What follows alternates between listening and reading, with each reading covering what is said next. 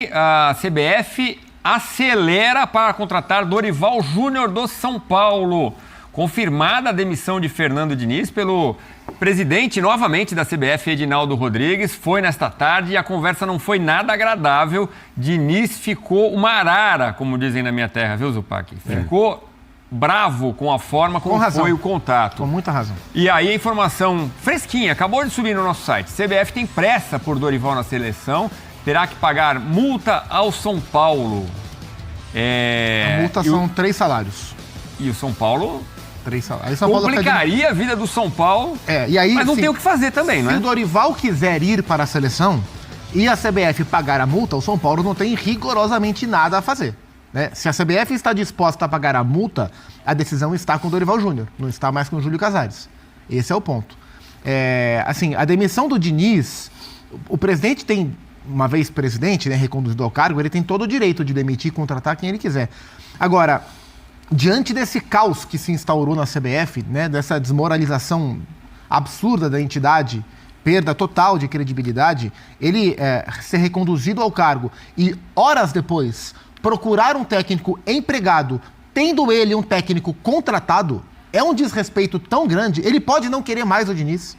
E a gente pode discutir aqui os motivos. Mas ele pode não querer Diniz, ele pode querer o Dorival no lugar. Agora, um cara que foi retirado do cargo, retorna ao cargo através de uma canetada de um ministro do Supremo, como foi o Gilmar Mendes, para reconduzi-lo ao cargo. E que ninguém pode garantir que ficará. Ninguém pode. No longo prazo. Ninguém pode. Talvez fique, a gente não sabe por quanto tempo, ou se vai ficar até o fim do mandato. Mas horas depois ele procura um técnico que está contratado, tendo ele um técnico já contratado, é muito desrespeito com o Fernando Diniz. Muito desrespeito. E a matéria do Pedro Ivo Almeida no nosso site, que traz detalhes do diálogo do Edinaldo Rodrigues com o Fernando, diz que o Edinaldo comunica ao Diniz que não poderia fazer uma proposta para ele ficar como definitivo, porque ele garantiu ao Mário Bittencourt que não faria essa proposta. Por que é que o técnico do São Paulo ele pode tirar definitivo e o do Fluminense não? Porque ele tirou ele de maneira interina durante 6 meses? Então ele pode arrebentar o ano 2024 inteiro do São Paulo, mas não pode o do Fluminense? É tudo muito confuso, é tudo muito confuso. E ele está demitindo, e ele demitiu o Diniz por quê? Por quê? Essa é a minha grande dúvida.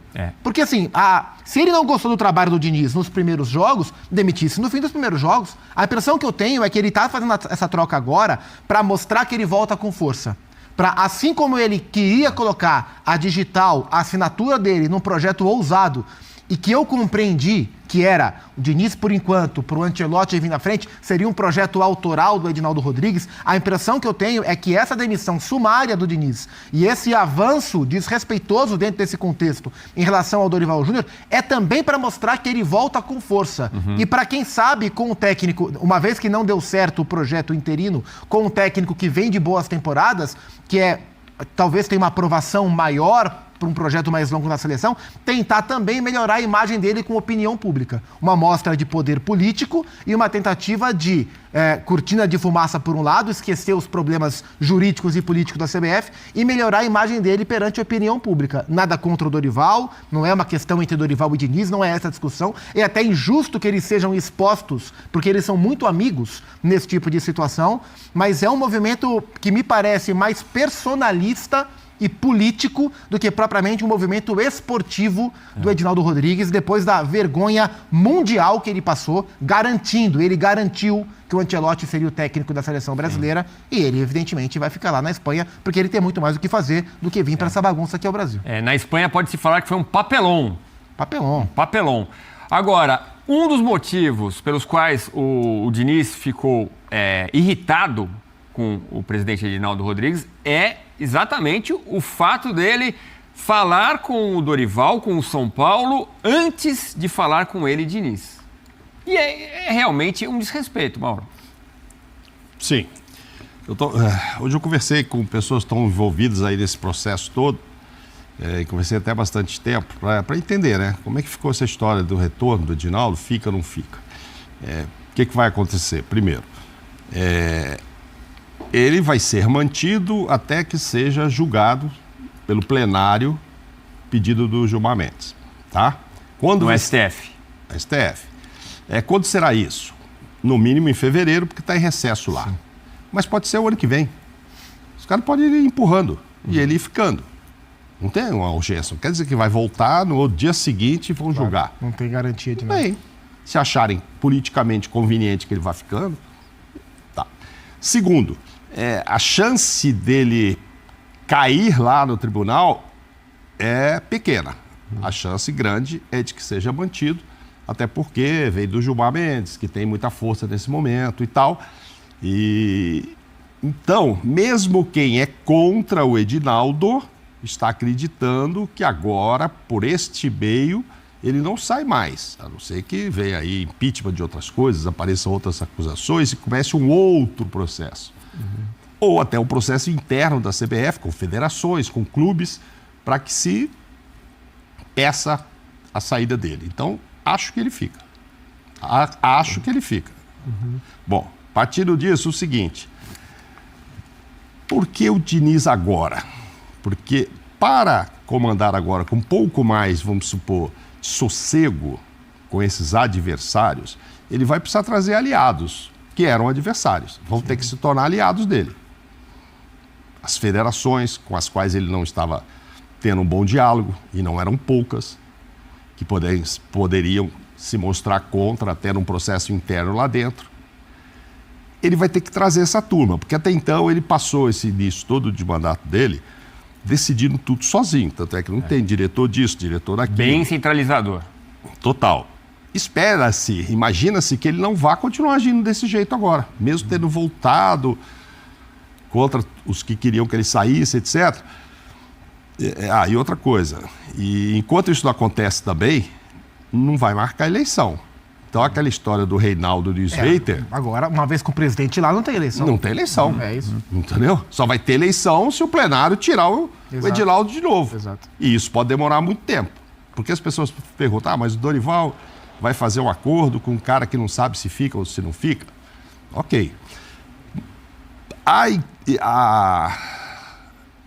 expectativa daqueles que eram contra é essa, de voltarem a ter o diálogo com ele e, a partir dali, ele passar a ouvir um pouco mais outras pessoas. E conversando com este outro lado dessas pessoas que eram adversários e que me parece que vão se reaproximando dele, nem todo mundo é Dorival. Nem todo mundo é Dorival. Eita. Este é o problema. Então ele continua centralizando a decisão. Nesse primeiro dia, assim, de volta e tal, eu não vi ele falando no Edinaldo, no Dorival, né? Mas que já ligou, já fez, já aconteceu?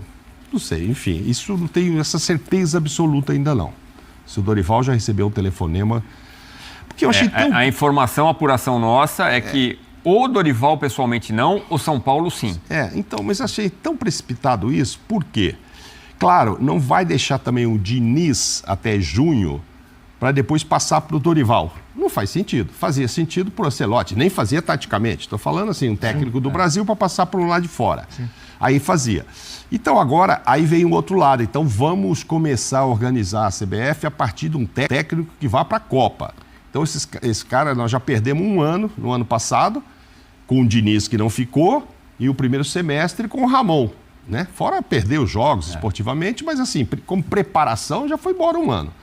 Então vamos pegar um agora que a gente acha que vai até o final mesmo, fazer um contrato até lá, e esse cara já começa nos amistosos, que são em março agora. Sim. Então também não dá para esperar 2 meses, nem o Congresso, o STF voltar e tal, porque vai estar em cima. Você tem que ter um técnico para começar a pensar em seleção.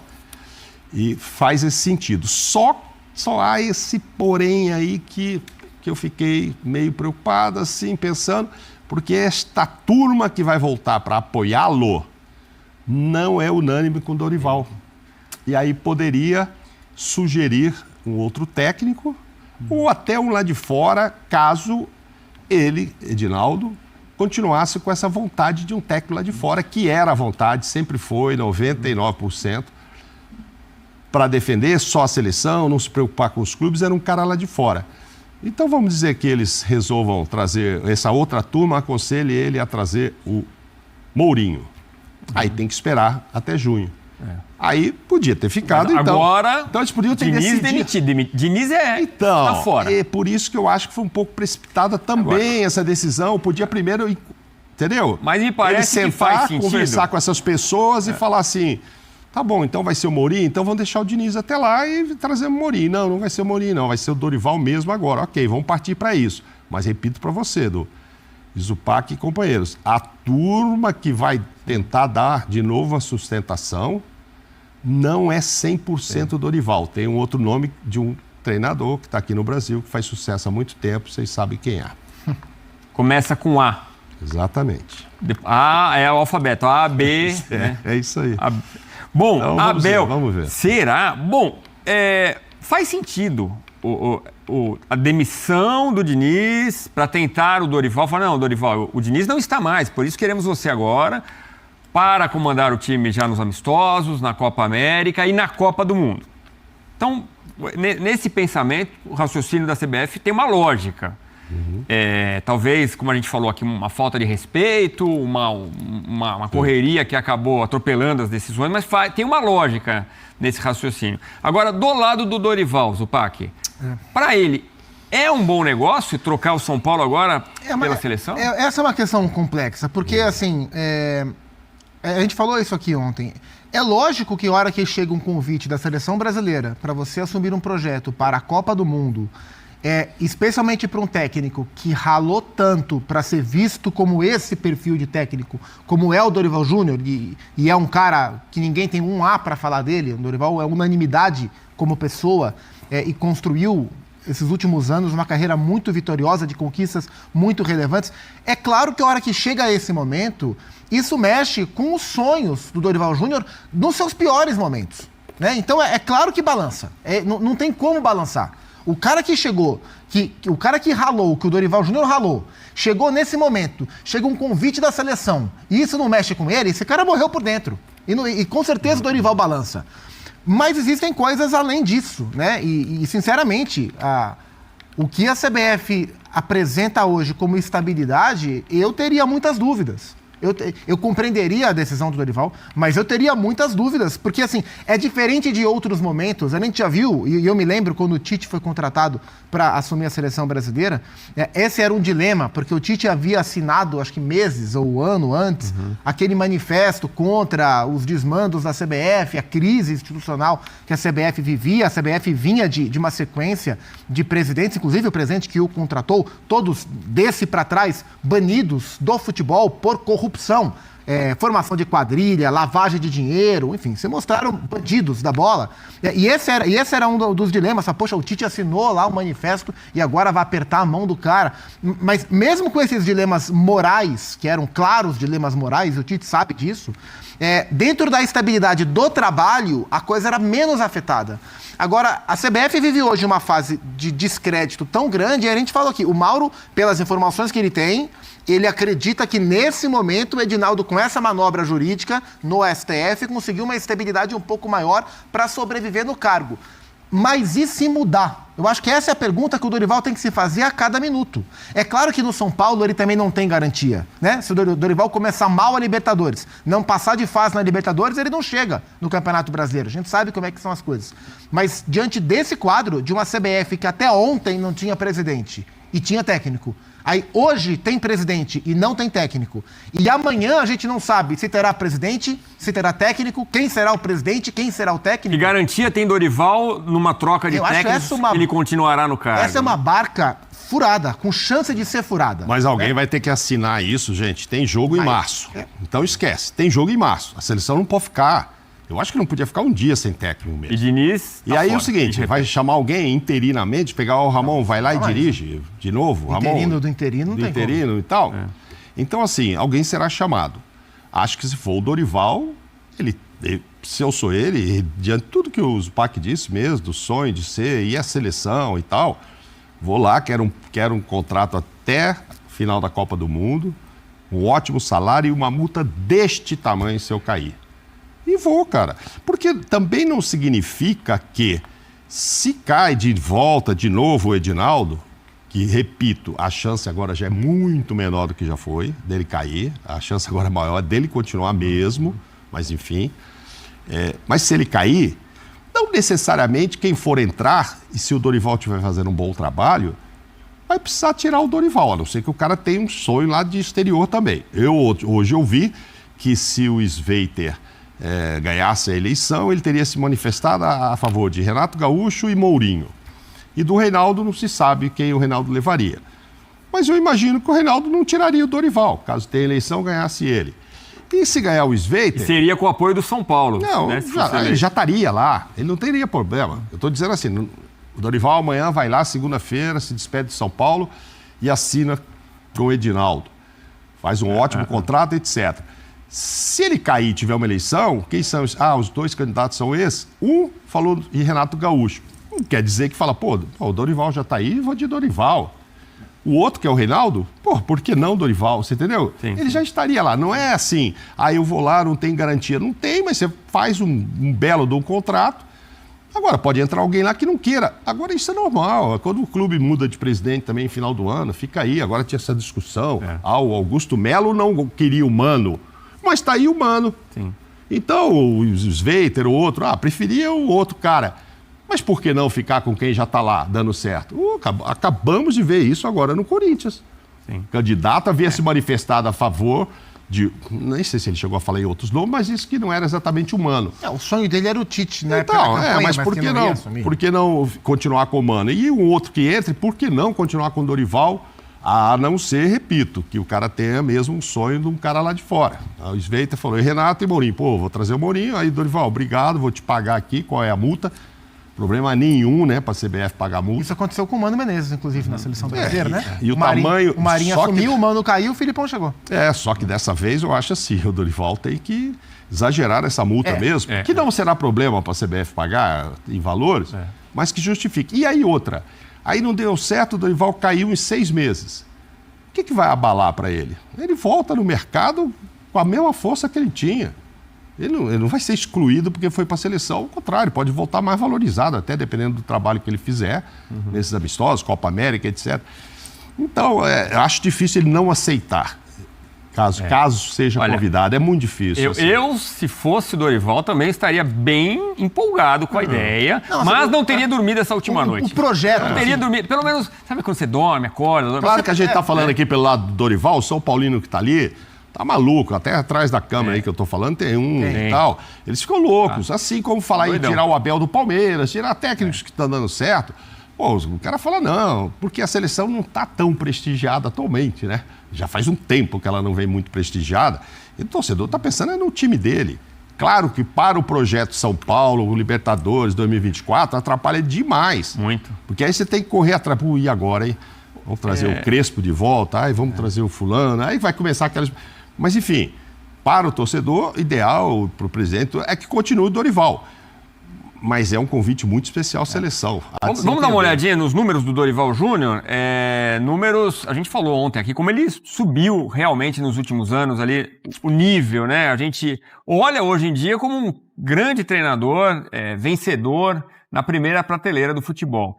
Então, são 43 jogos foram no Flamengo, né? Nesse período de junho a novembro de 22, com um aproveitamento de 66%. No São Paulo foi um pouquinho pior, 54,3%. Ele chegou ao tricolor em abril de 2023. Nos 2 times conquistou a Copa do Brasil. No Flamengo também a Libertadores de 2022. Você não mandou mensagem pro Dorival, não, Mauro? Não, tô esperando ele decidir sozinho e eu tava pensando, né? Foi ontem que a gente discutiu, o Palmeiras não vai ter o Hendrick na disputa da Supercopa. Não, foi ontem. Foi ontem. Aí, de repente, o São Paulo pode não ter o Dorival do outro lado. Já pensou? Mas é meio surreal, né, essa história até chamar outro. Porque é quase inacreditável. E aí a gente... Diniz não é mais técnico da seleção, de uma hora para outra. Assim, o presidente voltou. É tudo muito atropelado, né? Assim, a gente tem algumas dúvidas, né? Uma das dúvidas era, se o Edinaldo Rodrigues não tivesse sido retirado do cargo como foi há um mês, o Ancelotti teria renovado o contrato com o Real Madrid como renovou? A gente não tem essa resposta. Vamos supor que sim, que o Ancelotti tivesse renovado o contrato com o Real Madrid, mesmo sem a queda do Edinaldo no mês passado. Ele teria trocado o Diniz? se ele não tivesse sido retirado e voltado ao cargo, ele teria trocado o Diniz pelo Dorival, ao saber que o Ancelotti não vem, ou ele manteria?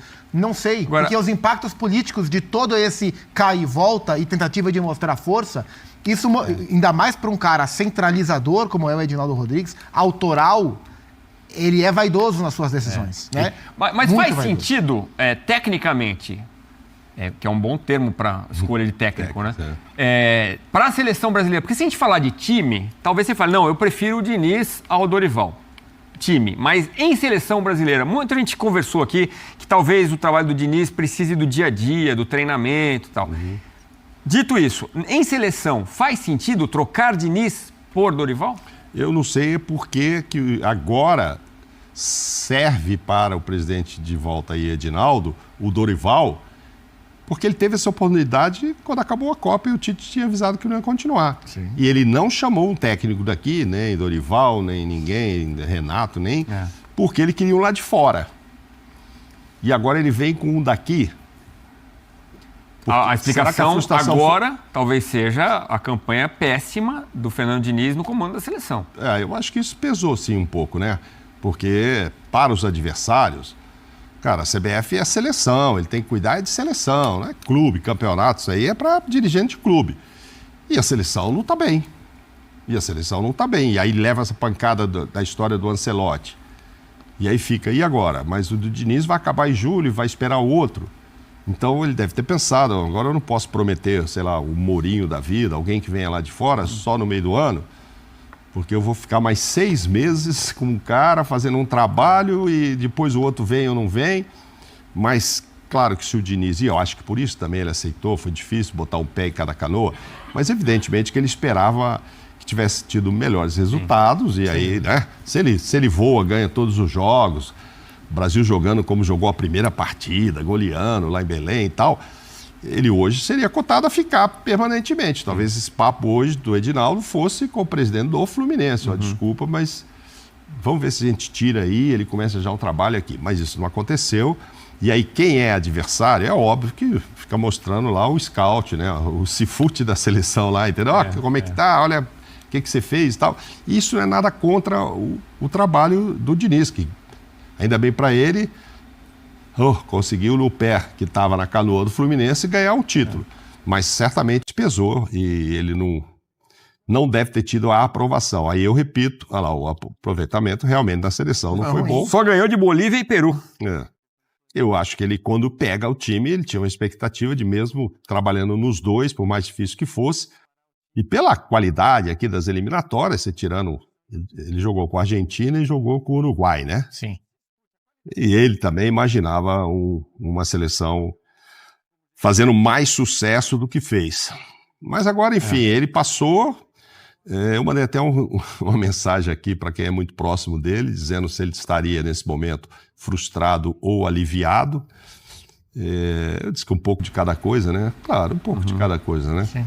Porque também nunca teve muito respaldo lá, ficou meio sozinho na seleção. Tinha várias coisas que ele, do dia a dia, da logística, que ele queria que fossem melhores, e ele não tinha com quem falar, porque não tinha diretor de seleção. Né? E o Edinaldo Rodrigues não era um cara pronto para resolver esses problemas. Né? A seleção brasileira, o futebol brasileiro tem uma peculiaridade. Né? Acho que a gente é o único país, a única potência do futebol mundial, que olha para a seleção e vê com obrigatoriedade que o melhor técnico do país comande a seleção. Isso não acontece em nenhuma outra grande seleção do mundo. Na Argentina não se busca o melhor técnico do país. Na Alemanha não se busca o melhor técnico do país. Na Inglaterra não se busca o melhor técnico do país. São técnicos que não são os principais que comandam as seleções. No Brasil, como uma exceção, a gente tem essa loucura de que o melhor técnico do país precisa comandar a seleção. Porque aqui ainda a seleção tem mais força que os clubes.